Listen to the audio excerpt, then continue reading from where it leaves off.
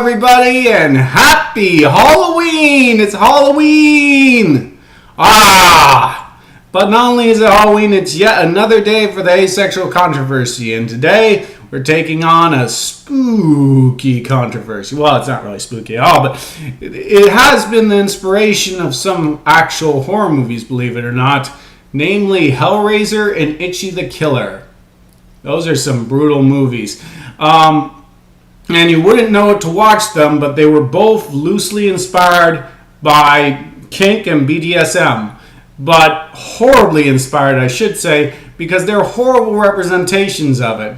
Everybody loves Hellraiser because it's such an awesome, blasted movie. But technically speaking, it's a horrible representation of BDSM and Kink. Everybody loves that movie because it's an awesome movie, but everybody also complains, that movie's not right.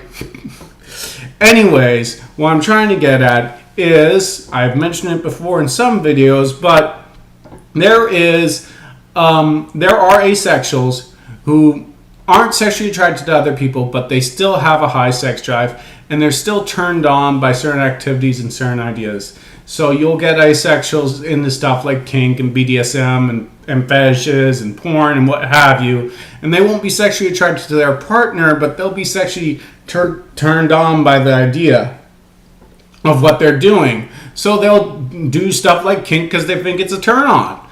They just won't be sexually into their partner, but they'll still think whatever they're doing is a turn on. And this is a controversial topic because it does create kind of a dangerous situation. Like let's just say for a moment that you're asexual and you're into kink and you want to explore that. Well, what happens when you find a partner that says, I want to explore that with you, but they don't really respect your boundaries and they don't really understand and accept what asexuality is? That's scary. That's actually scary. That's actually Halloween related because it's so scary. So, I think the kinkers and the BDSM and the fetish people who are asexual definitely need the asexual community support because they could get in a tough situation if they're not properly accepted.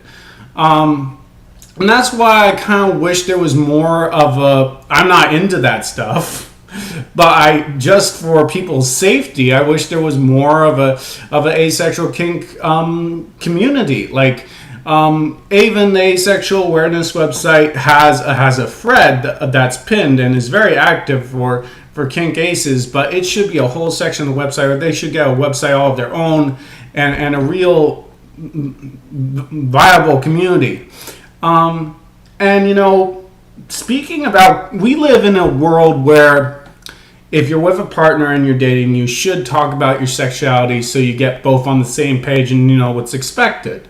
But we live in a society where people don't want you to talk about that stuff, so you don't know how to bring it up or talk about it. We live in a society that's pro-sex, but doesn't want anyone to talk about sex. Now just think about that for a moment. You're told to really do something, but never talk about it.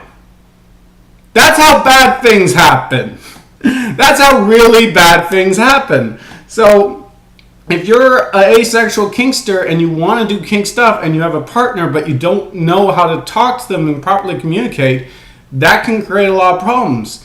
And so that's why we have to be so accepting and understanding and open and listen to asexuals like that. But not just asexuals, more just that sexuality in general. Well, fetishes in general, I guess you could say. Because, if you're in the BDSM, the only representations you have gotten in media has been Hellraiser, has been the movie Itchy the Killer, which is utterly insane, and has been the book 50 Shades of Grey and the soon 50 Shades of Grey movie. And those are horrible representations of that. They are all horrible. Everybody loves Hellraiser because it's awesome flick, but still, they are all horrible representations. If those are all your representations of yourself in media, you got it bad. I'm sorry to say, but you got it bad. 50 Shades of Grey is a horrible... I haven't even read that thing, and even I know it's bad. Even I am aware, and I'm aware of so little. But yeah, for those reasons, people feel like they can't talk about that stuff. And in a relationship, that's probably the most important thing to talk about, or at least one of the most important things.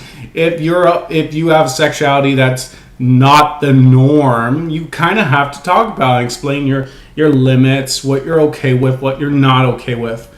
And that's why we need open communication. Now, I've heard, because I'm not into it, I don't know, but I've heard that apparently the website FetLife, which is a BDSM community site, has actually a really strong asexual community in it, which sounds really cool. I don't know because I've never been there, I'll never be there, but apparently they have a really strong and really powerful asexual community, and the site apparently is very ace friendly, believe it or not.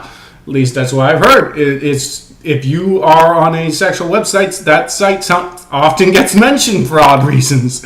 Like, you should check it out if you're into that stuff. So yeah, and it's good that there is at least that site. But I do think we need a bit more communication, especially considering, like, once again, we live in a society that wants us to try out crazy sexual things, but never wants us to talk about it. How are you supposed to have a partner that you can agree to do this stuff with, have an accepting, loving relationship, if you're not allowed to talk about it? That's stupid. It's so stupid. It's just so dumb. Anyways, yeah, so if someone says they're ace, but then they suggest something really randy for you to try out, they're not lying. They're not contradicting. They're not trying to play some kind of mind game. They are being extremely honest with you. They are ace, and they want to try out something super crazy randy with you. So stop complaining and start listening. And just remember that that your orientation does not control your behavior or how you relate to others. They're all so many different things, and they're all so many different aspects, and they all just collide and make us who we are. And in a relationship, you're supposed to accept who the other person is. So yeah, if you are dating an asexual who is a kinkster, accept that, because that's who they are. So that's a controversial topic, and next week, tomorrow, we'll be dealing with another one, but not as spooky. Cheers and good night.